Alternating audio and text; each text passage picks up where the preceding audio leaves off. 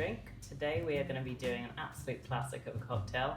I have not yet met a single person who doesn't like this drink. You probably can already tell what it's going to be if you've been eyeing up the ingredients over here. Even my father, who categorically does not like any alcohol, will drink this cocktail quite happily. It's a margarita. It is one of the most quintessential cocktails in America, I would say.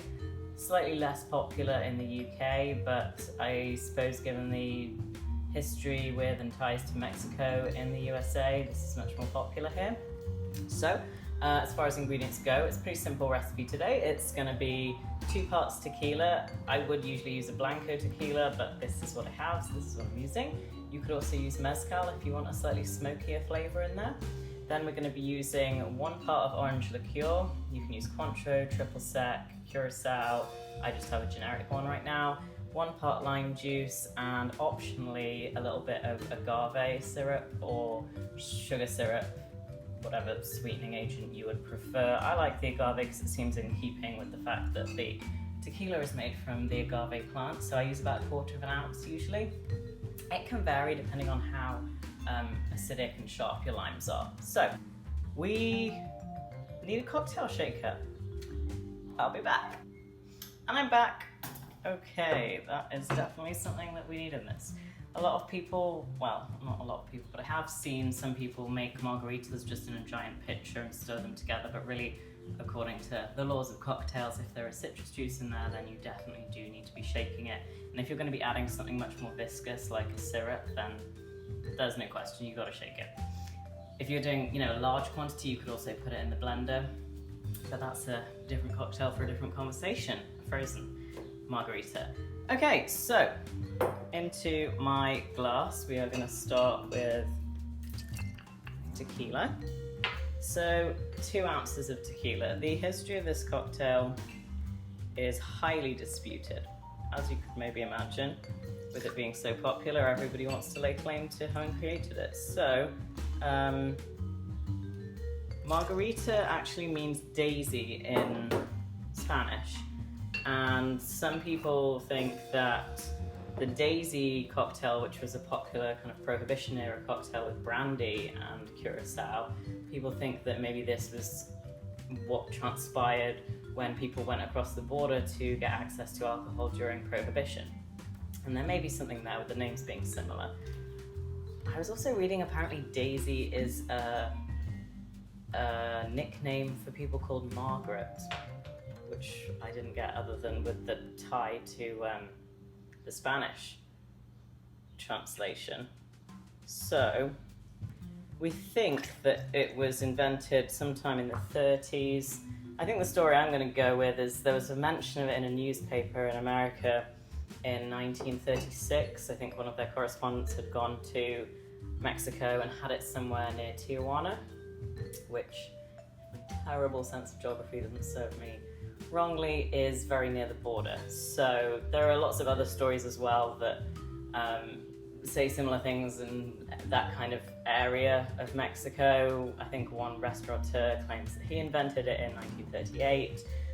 It was mentioned in a cocktail book in 1937, but it was called a picador. Who knows? Anyway, it's delicious and it doesn't really matter whose story is the accurate one. We're just here to drink some margs. So we did 2 ounces of tequila, 1 ounce of orange liqueur, 1 ounce of lime juice. And then I'm gonna do 1/4 ounce of this agave syrup. But this is optional. If you like it really tart, then you don't need this. And also, some orange liqueurs, as I've said before, are sweeter than others. Okay, now before we shake this up and it starts getting diluted, I'm just going to mention the garnish and the, how we serve this. This is a classic margarita glass. I'm not going to use this today because I think it would contain about 5 pints of alcohol if I were to do that, and I'm not looking to get that schmammered. So I'm just going to use this instead, but what we want to do is, when you've juiced your limes, keep one of the husks and you want to rub it around the edge of the glass. Alternatively, you could, I suppose, just use like a wet piece of kitchen roll or something if you've already thrown away your limes. Then we're gonna just rim it in salt. And I know you can get these kind of fancy, well, they're not really fancy, but it's like a citrus reamer, and then you lift up the top layer, and then there's a salt kind of caddy underneath, and you can just dip your glass straight in that, which would be cool. Okay, we've got it salted. Another option is, which is also extremely delicious, this stuff, tahini. This is a Mexican seasoning. It's made with lime, salt, and chili, and it is absolutely delicious, really good on the rim. Or what you could do is kind of do half tahini and half plain salt. So that is our glass, and now we're gonna put our ice into the shaker. I ran out of big boys, so we're just going with 3 small cubes today. And let's pour this in. And we're going to shake it for, same as ever, 15 to 20 seconds. And then we're going to smack it. Sometimes when you smack it, it just doesn't quite work, so you might need to smack it again. Okay, oh, it smells phenomenal. It's really hot here at the moment, and these kind of citrusy smells are very enticing. All right, so we're gonna pour it up. And we're gonna garnish it with a lime wheel, nice and simple. Here's one I made earlier, a la Blue Peter. And we're just going to pop that on the rim. Pretty simple. It smells fresh. There is a unique smell of the combination of tequila and lime that's just, you can't match it. You can't replace it. I know for some people who've maybe done too many tequila slammers in their day, it might be a slightly unpleasant smell, but for those of us who have retained that sanity, I guess, it is very delicious. So let's give it a taste. Cheers.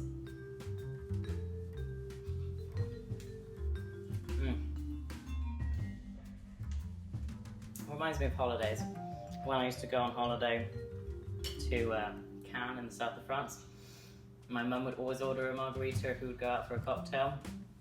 And obviously, you know, like you've got to sneak a little sip of your mum's drink when you're not of drinking age. Yeah, so it's very nostalgic for me. Both my parents, this is their favourite cocktail. And I can see why. You can't go wrong with a margarita. Okay, you can go wrong with a margarita. A lot of margaritas in bars are pretty disgusting because they're made with, you know, pre-made sour mixes and stuff. But as long as they're using fresh lime, then you should be in luck.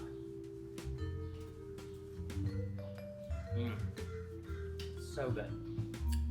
You could also do a frozen margarita, but you kind of want to adjust your proportions for that. I wouldn't throw these ingredients in a blender and expect it to come out right. You often need more sugar in a frozen drink, so you probably need more sugar syrup.